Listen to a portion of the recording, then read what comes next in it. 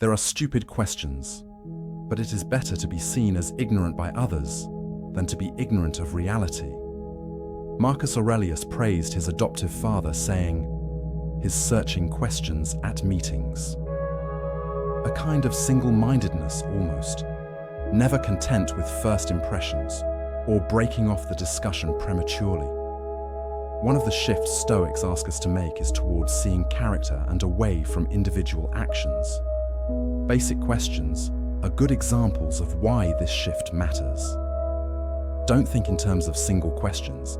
Think about the search for truth as a whole. We've all been in a meeting where someone asks a question that doesn't contribute to the discussion at all, only slows things down and reveals their ignorance. But we've also been in situations where someone asks a basic question that reveals something important. Perhaps everyone else had the same question.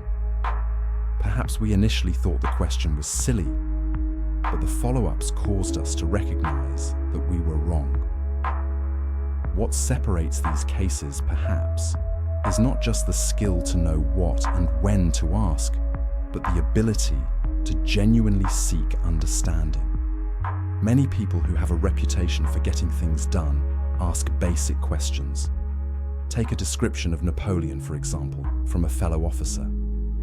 Some of his questions showed such a complete ignorance of the most ordinary things that several of my comrades smiled.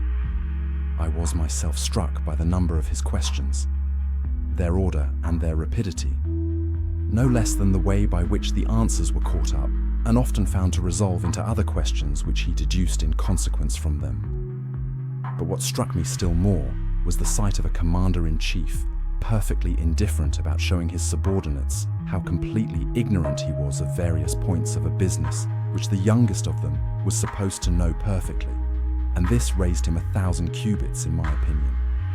It's the fact that the questions kept coming, that they're driven by a genuine desire to understand, that matters.